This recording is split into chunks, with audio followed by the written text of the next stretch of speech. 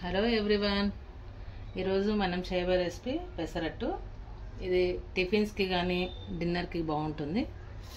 ఎలా చేయాలో ఒకసారి చూపిస్తాను. ఇక్కడ పెసర్లు నేను ఒక 2 గ్లాసులు తీసుకుంటున్నాను.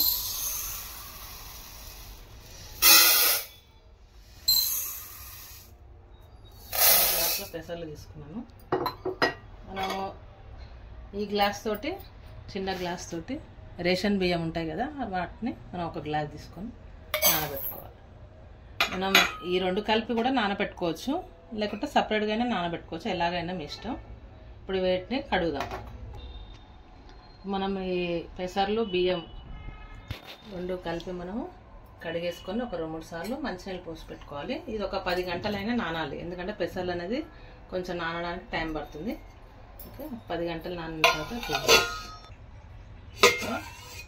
10 గంటల తర్వాత ఒకసారి చూద్దాం.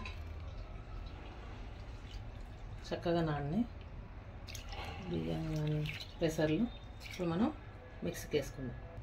ఇప్పుడు మిక్సీకి వేసి రుబ్బుకుందాం.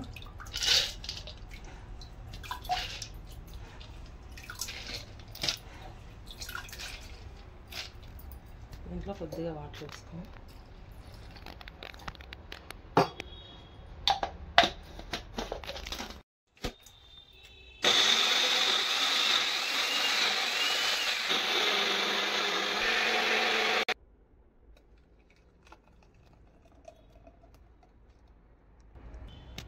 మొత్తం మనం రుబ్బి పెట్టుకున్నాం కదా, ఈ పిండిని 1 గంట సేపు మనం పక్క పెట్టుకోవాలి. దీనికి పులియబెట్టిన అవసరం లేదు, పులవాల్సిన అవసరం లేదు. ఈ పిండి మనం 1 గంట తర్వాత పెసరట్లు వేసుకోవచ్చు. సింపుల్గా పల్లి చట్నీ చూపిస్తున్నాను. ఈ పెసరట్టుకు పల్లి చట్నీ కానీ తర్వాత అల్లం చట్నీ కానీ బాగుంటుంది. అయితే నేను పల్లి చట్నీ కొంచెం సింపుల్గా చూపిస్తున్నాను. ముందుగా పల్లీలు మనం వేయించుకోవాలి.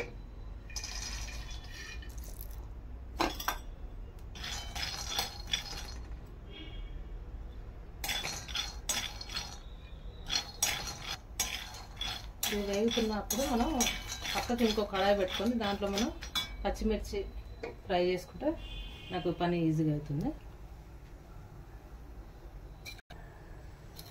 పక్కకు వేరే కడాయిలో మనం కొంచెం నూనె తీసుకొని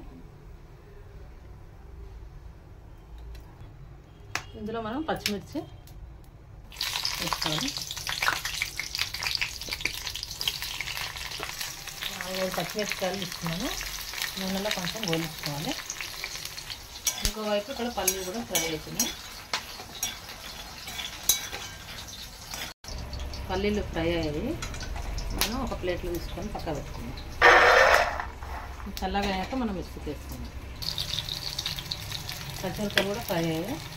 పల్లీలు కొద్దిగా చల్లగా అయినాక మనం పచ్చిమిరపకాయలు, పల్లీలు, కొద్దిగా జీలకర్ర, కొంచెం అల్లం ముక్క వేసుకొని మనం మిక్సీకి వేసుకోవాలి.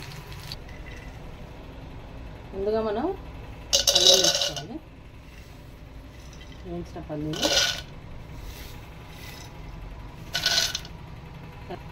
గుప్పడు కరివేపాకు కడిగి పెట్టుకున్నాం, దీంట్లో వేసుకుంటాం. తర్వాత కొద్దిగా జీలకర్ర,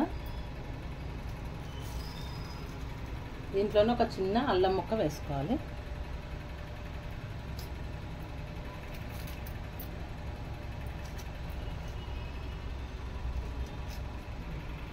మనం ఫ్రై చేసుకున్న పచ్చిమిర్చిలో దీంట్లో యాడ్ చేసుకోవాలి.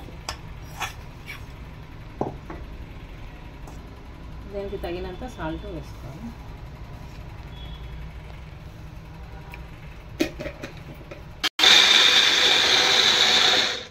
మన చట్నీకి పోపు పెట్టుకుందాం.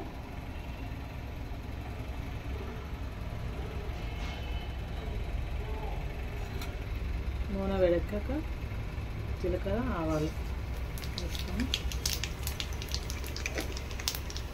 దాంట్లోనే ఎండుమిర్చి, కొద్దిగా పసుపు, కొద్దిగా కరివేపాకు. పల్లి చట్నీ రెడీ అయింది.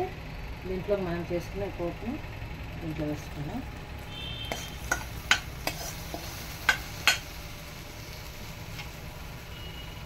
అంతేనండి, సింపుల్గా పల్లి చట్నీ రెడీ అయింది. రుబ్బు పెట్టుకున్న పిండి ఉంది కదా, మనం ఇప్పుడు దోశ వేసుకున్నాం.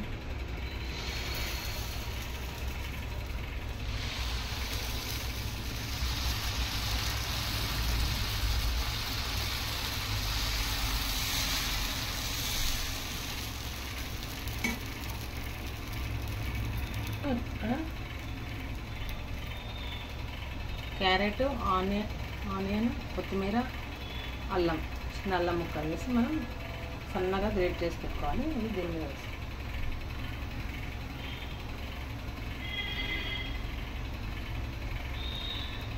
దీని ఆయిల్, ఇది నెయ్యి ఇప్పుడు మనం నెయ్యి స్ప్రెడ్ చేసుకోవాలి.